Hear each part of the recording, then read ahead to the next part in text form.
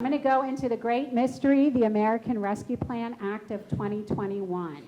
And the reason I say it's a mystery is we have not received any information from the state whatsoever about ARP. However, there are a lot of excellent federal resources, and we felt it was really important to proceed working along the information we had so we would be quick at the ready as soon as the state released, very similar to how we managed Essr 1 or Essr 2. We wanted to be ready. So we have combed through everything there is to comb and have positioned the district really well to be incredibly responsive when the state releases their information. This is a significant pot of money, and some of the states throughout the country have already been utilizing these resources. The good news is we've had the advantage of reading their plans and seeing some of those ideas and seeing how they could transfer into Brevard Public Schools. And again, there are some differences in this one. So I'm going to explain what's different about ARP Essr from 1 and 2, and most of the changes we think are really positive.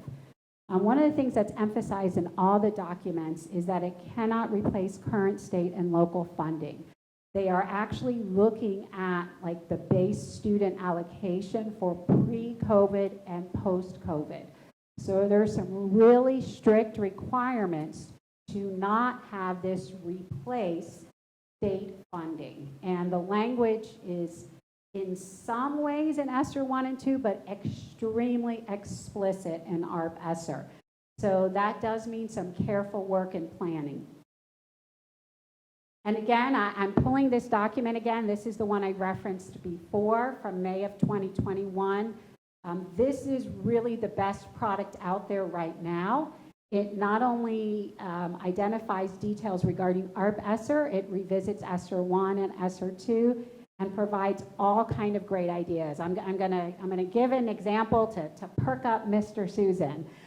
In reading this document, we read that the federal government's recognized the importance of activities and sports in engaging students with schools.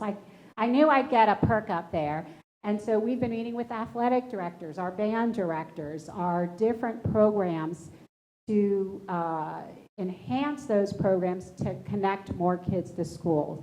So this document is just full of really interesting ideas. I've linked to it like 5 different times so that the community, we want our community to be informed and come to us with these great ideas.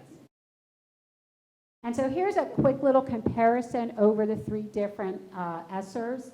One thing that I realized I did not mention was a dollar amount, and so I'll address that. Pretty much the majority of our initiatives since COVID began were in CARES Act. Mentioned they were about $17 million. In Essr 2, about $60 million, and for ARP Essr, we're anticipating around $130 million impact to Brevard Public Schools. And that includes charter schools in our community. So this is a huge impact, not only to our schools, but honestly to the local economy. And so we're really excited about that. I'm going to talk about a couple of the big differences in ARP Essr, but first want to go through allowable spending. This is going to be very similar to what you've seen with Essr 1 and Essr 2. I'll give everybody an opportunity to take a peek at it.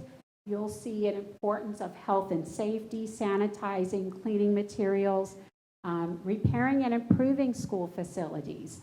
Air quality control, I know, continues to be a topic of conversation for our community, and there's resources to do it. You'll see improving indoor quality, kind of four different ways there.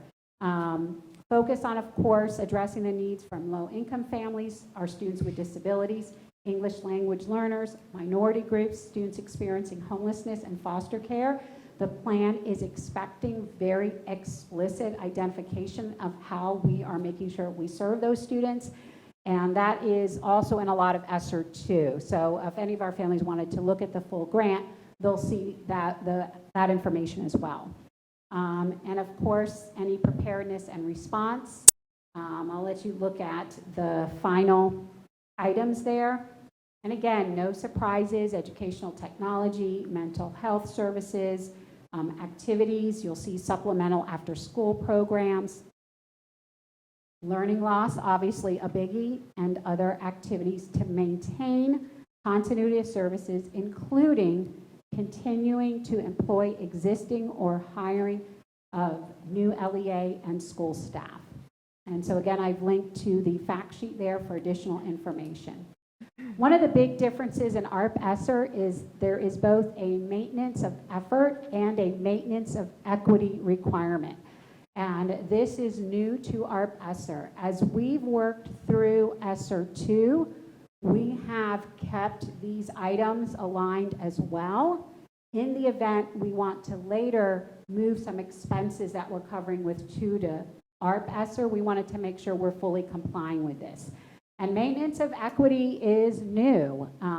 As you can see, some of the specific requirements there, but most importantly is the expectation that we are maintaining financial support in teaching units and dollars at our schools in the highest quartile based on free and reduced lunch. We actually had to submit the individual school names to both the federal government and the state government.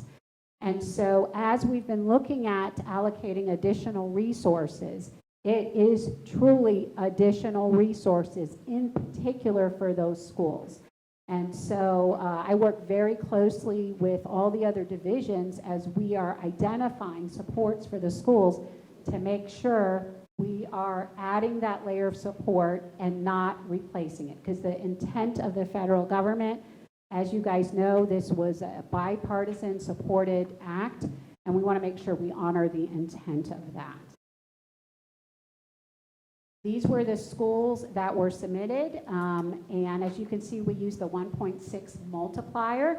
That is pretty standard, and it includes, of course, some of our charter schools as well as our local schools. So these are the schools that we will pay extra attention to make sure they are fully funded at pre-pandemic rates, and that everything that we add is additional support to those schools. And like I said, the team up here has been great. They will ask, and then I check the list and I double check with my team to make sure we're not removing any layer of support in those schools. In general, we haven't with any of our schools because, again, maintenance of effort and maintenance of equity are both important. The state is required to maintain their funding as well. So this is what we're really excited about and talking to you about today. Right when the federal guidelines came out with ARP, I went to Dr. Mullins. I found this one paragraph in this 60-page document about community engagement. And as you can see, the federal government is very explicit about a requirement for community engagement. I am thrilled about that because we certainly want to have as much feedback and engagement as possible. Right now, ARP Essr is literally a blank slate. And so this is our opportunity to come together with our stakeholders, talk about what needs there are, and some exciting solutions to those needs. So as you can see, we're tasked with engaging students, families, administrators, school leaders, teachers, their unions, also any of these community groups, civil rights organizations, disability rights groups, anybody in our community interested in the well-being of our students, we want to include them in this process. Lori Reinhardt, who you met earlier, that is her job. And so she has become our expert at ARP Essr, and today is our official kickoff of the community blast-off, but she's done some preliminary meetings prior to today to start getting some information. I'm going to share with you our website and how our community can get involved in the process. So our feedback process is going to be robust. If you guys recall how we got feedback on the opening plan from anybody and everybody, this is going to be that on steroids. Lots of different surveys, lots of meetings, school advisory councils, student meetings, parent meetings, community groups, you name it, we want to do it. We will take emails to bpsessr@brevarschools.org. We will take any idea from everyone. We are tracking a pretty comprehensive spreadsheet, as you can imagine, of all this data. We look forward to when we can share that with the board so that you can see graphically and easily the feedback of your constituents and help us narrow in on a plan.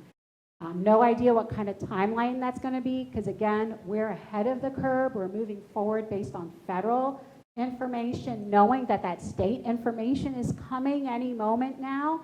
And so we just got started to get ahead. We will be sharing that feedback with leadership and the public. We will develop a plan on it, and then every 6 months, revisit it. So this is really a cycle of visit, feedback, and change. Because even little things like my team has quickly learned, perhaps we budgeted for 10 staff members, and we get those 10 staff members, but 5 of those staff members don't take insurance. Well, now there's another pot of money that we can write an amendment for and reallocate. So as we learn more, as costs come in, we will continue to write amendments and work with the state to modify the plan. And so, ta-da, we're not graphic designers. As of tomorrow, in fact, probably after this meeting, if I know Mr. Brune, this website will go live on the Brevard Public Schools website. And there's a couple of things I want to point out in particular. As you can see towards the bottom of the screen, join the conversation. Ms. Reinhardt will go to community meetings as well.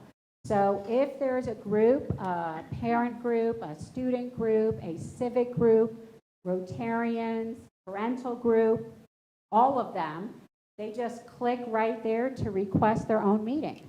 And so in addition to meetings for large groups, community engagement, surveys, and feedback, they will go out and give that community group its very own meeting for feedback. And I know a lot of you all are in lots of civic organizations.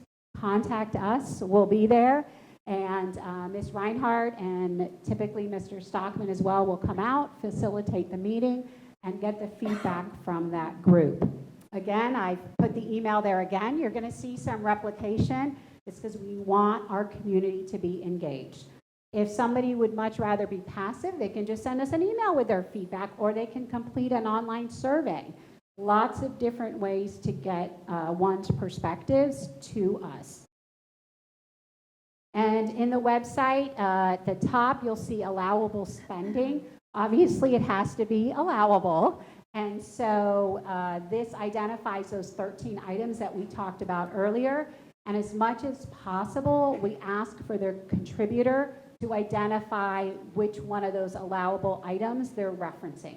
That makes it a lot easier for us to track the huge volume of feedback that we're getting.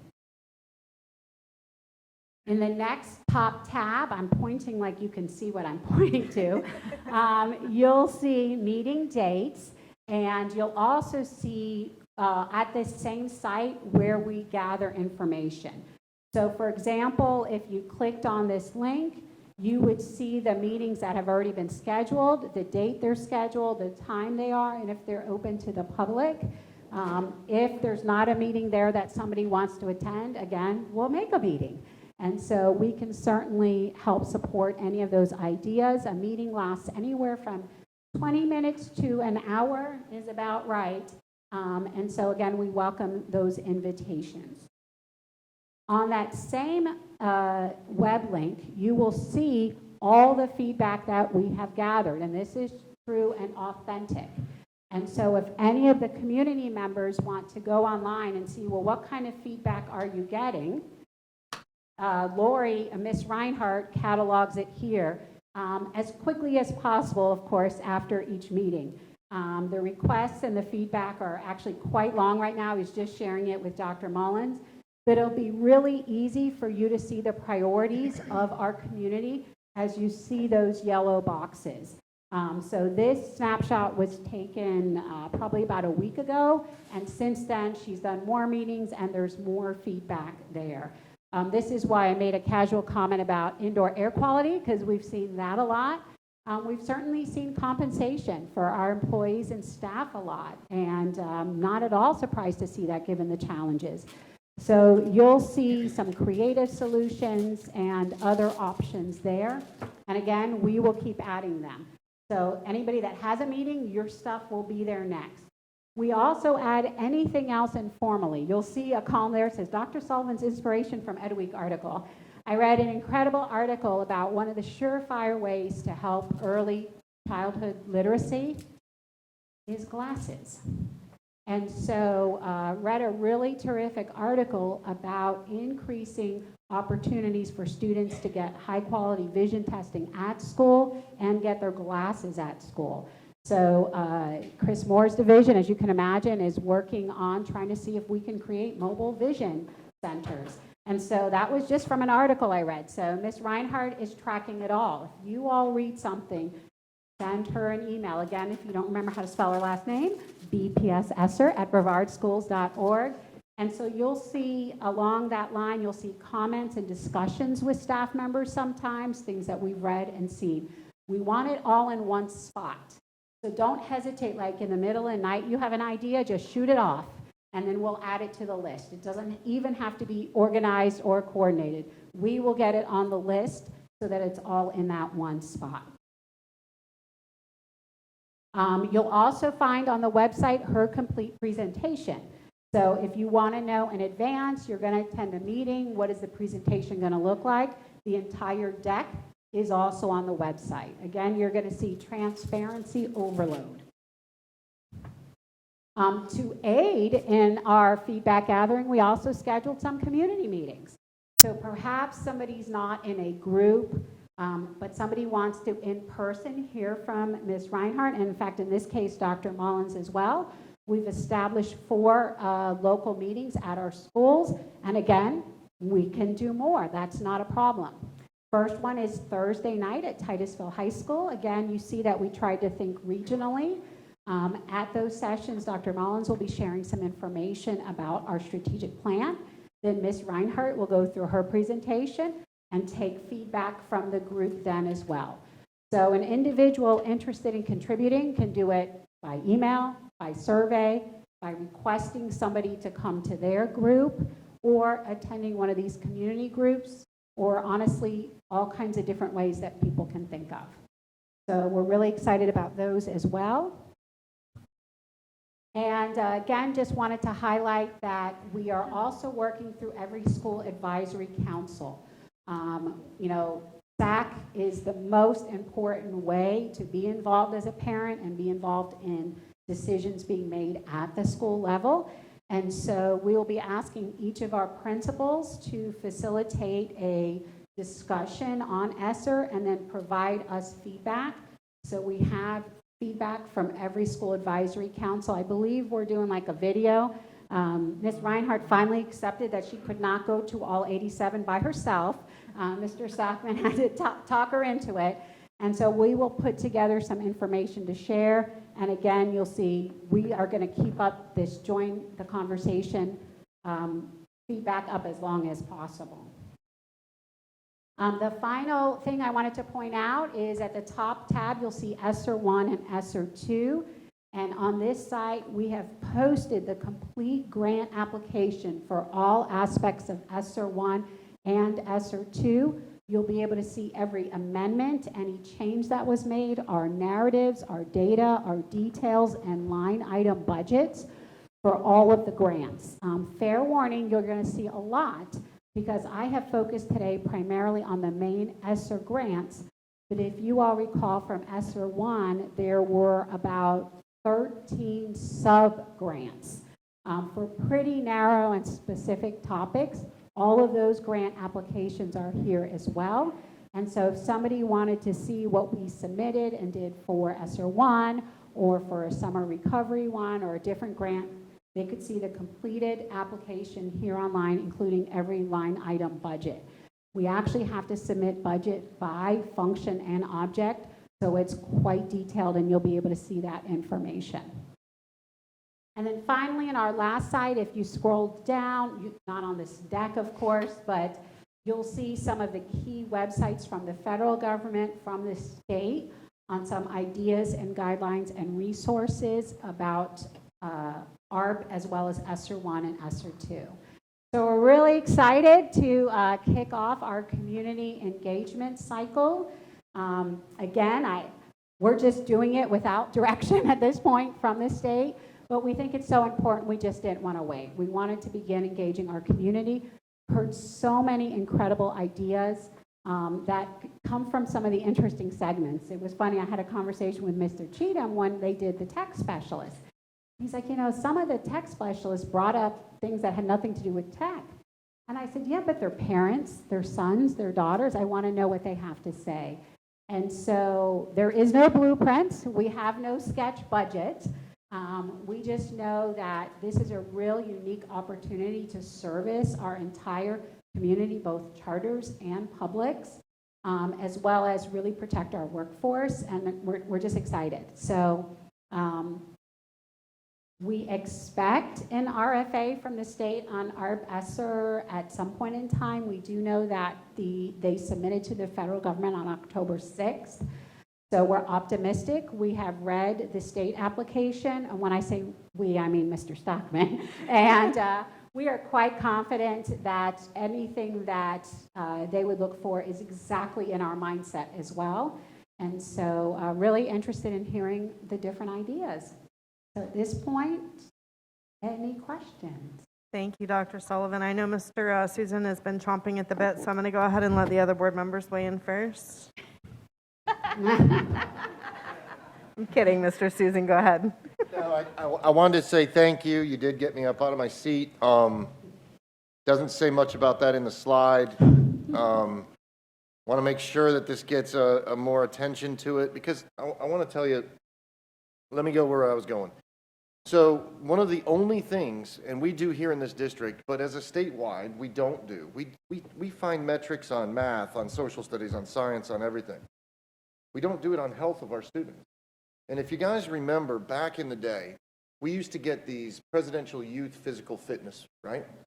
Remember, you got to do so many sit-ups, so many push-ups, so many all that stuff, right? And during one of the presidential, and I'm getting there, I'm sorry. One of the presidential terms, they decided to take that and give that to a company that then charged every school $600 to be a part of it. So throughout the nation, slowly schools just stopped being a part of it. And we stopped following a lot of the metrics, which now today, 70% of the individuals that go into the military can't even pass their PT test. Our childhood obesity rates and diabetes is out of control. And there's a big push coming the other way. Not so much the football, don't get me wrong. Like, I love Friday Night Lights, basketball, everything else. But we have not, and I'm not saying Brevard, I'm saying we as a society have not gotten into that scope of we need to provide some sort of metric so that we can show gains, losses throughout these kids' careers. Currently, right now, PYFP reached out, that's the Presidential Youth Physical Fitness. They want to bring it back. And they're willing to provide it almost free for the entire state of Florida. And there's a group that actually fired off the organization that was charging the $600, and they've gone a different direction. So I'd love to engage with you on possibly, I've raised enough money for Brevard to do it, but there's other things. I would just love to talk to you about that. One of the things I was just trying to get at is this. Thank you, thank you, thank you. I love it. And one of the issues that we had to deal with is not being able to track all of the kids' health. Because ultimately, like, here's what's happening. My daughter, and I never talk about my daughters in my family, but my daughter goes and plays soccer, right, at one of these travel leagues. She pays like $2,000, well, she doesn't. I pay like $2,000 to do it, right? And it's shared between me and my ex-wife, so it's not that big of a deal. But the thing is that there's a lot of kids out there that can't afford that. There's a lot of kids that we don't have an opportunity for to fill that void. And that's what we've lost. So I'd love to sort of find a way to bring that piece back. So that's all. Yeah, so one of the groups that we've already met with are the athletic directors. And as you can imagine, they had quite a list. Mm-hmm. But some of the things we're talking about is the return to intramurals. We think that is really important in our schools. Would definitely love to see it back in our middle schools, even our high schools, and some elementary programs around it. Rachel Winston, as you know, is a fierce advocate of physical education. Yes. We've also already had a meeting with Rachel Winston. And so I was pleased to see that in the federal guidance, in the federal documents, they are recommending that level of creativity and connectivity to improve programs in schools. I know this board has been talking about cheerleading. So this would be an opportunity for us to potentially do the mats for all the schools in programming. And so we're really thinking outside the box at really all aspects of a child's life. And so Ms. Orr, with our music and performing arts, she already has given us a pretty good laundry list. And there's a unique opportunity to infuse support across all parts of a student experience in school, because we all know that it's sometimes those other experiences that not only for enjoyment's sake allow us to focus in the classroom, but literally from a health sake allow us to focus in the classroom. And so it was pretty neat. That's why I shared the link to that document a million times over, because we love all that creative thinking and ideas on ways to connect schools. We're looking at transportation barriers. One of the things that is really important in my mind with the team is let's identify the barriers to success and let's tackle those barriers. And so if there are barriers to student participation, if there's barriers to our types of programming for all kinds of students, let's use this opportunity to try to eliminate some of the barriers. You know, some of our caution, of course, are things that extend beyond the time span. So one of the things we have to be careful is we can't enter into contracts beyond the time span of the grant, which right now we expect to be through school year 24, and potentially some flexibility in school year 25. At this point, we just opine based on the information that has been presented to us. So we're looking closely at that. We're looking closely at human capacity. For example, we're really excited about our non-enrollment assistance plan, but we're having trouble finding the humans to fill the positions to fully execute what we know is the plan. And of course, we don't want to put the district in any kind of funding cliff. So we're being super careful at that balance between things that can have a dramatic big impact, but won't put the district in a difficult situation at the end of the grant. So the positions that we have added are positions where we know we always have needs for. For example, the guidance counselors, the social workers, and the intervention teachers. We will always be able to absorb all of those positions right back into our district. So we're really mindful of that as well. But hopefully, through positions like the parent liaison, tapping into some members of our community, that could be an extension of their parental involvement, and they would get paid for it, which is just bonus, but it's a great way to be involved in the school. So we're really digging deep and trying to find people to look at those positions and ways to impact the school. Lori is engaging with a lot of the vendor community, and so you can certainly connect them to her as well. There's several different tutoring vendors that we have looked at carefully and have identified. As you can imagine, we get about 200 emails a day from the vendor community. So I'm really fortunate that the team does a lot of vetting to make sure they're aligned with our beliefs, and we have really good notes on all of those for whenever the board has to sit down and make some of those final decisions in our final bucket. I want to follow it up. There's a couple of Michigan State studies that follow up, and I just wanted to read this off. Sports is not just about sports. It's not just about hooking a kid to go to schools, right? Michigan State, 2014, and Vermont University, researchers showed that offering daily before-school aerobic activities at younger at-risk children reduced the symptoms of ADHD. Michigan State and University of Michigan, 2017, proved that rigorous exercise helped mood, anxiety, and mental health disorders. There's a lot more. And I'll be honest with you, I think as we've sort of lost these, we also have a lot of rise of mental health. There might be more to this than just that.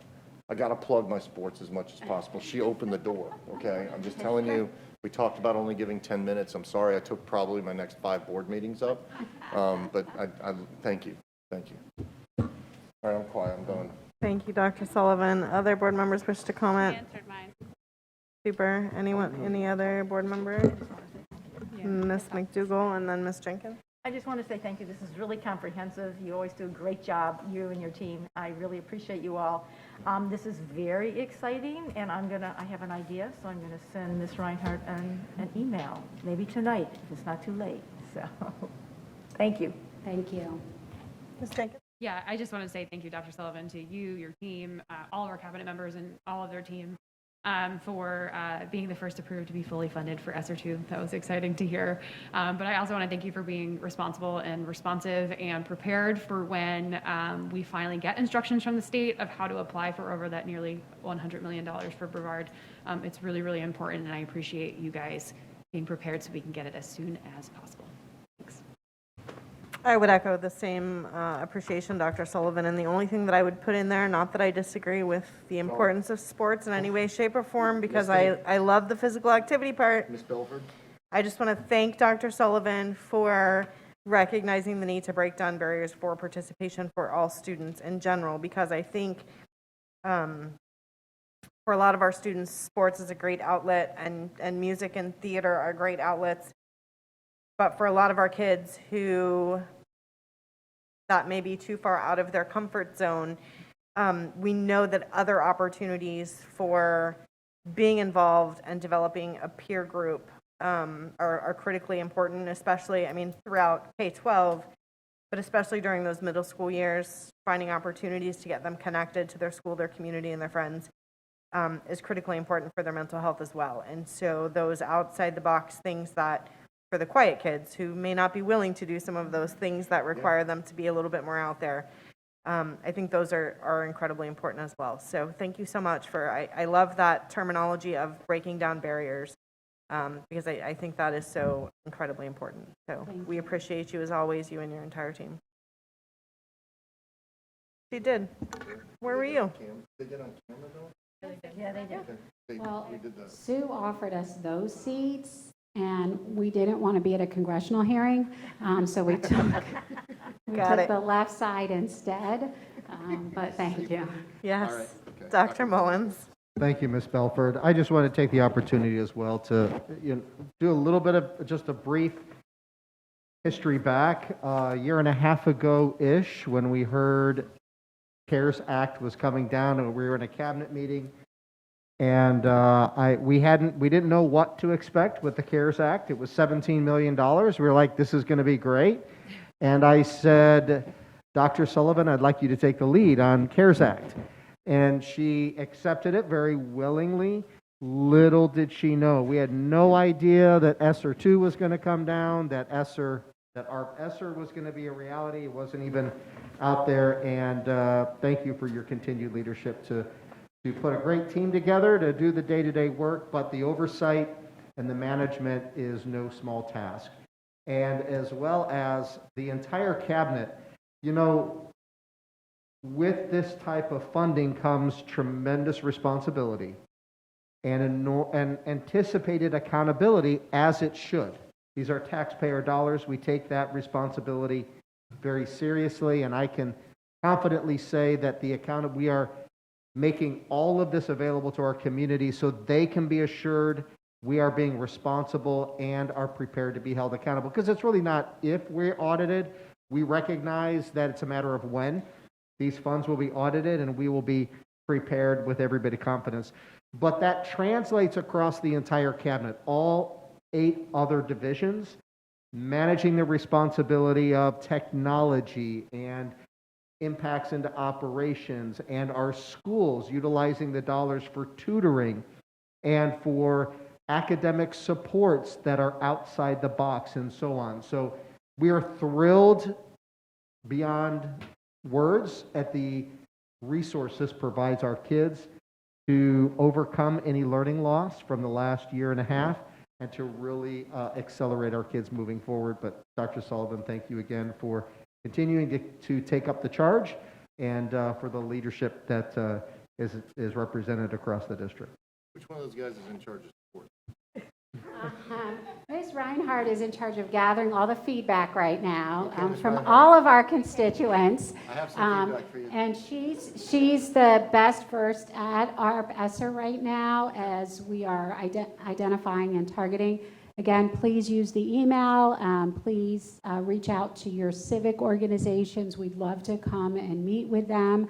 And that includes, of course, any of our stakeholders that are in meetings. We want to hear from everybody. We know the genius is out there, and sometimes it's from a perspective that none of us have thought of because we've been immersed in like the typical boundaries. So we want to hear those boundary challenging ideas and work together with our community on them.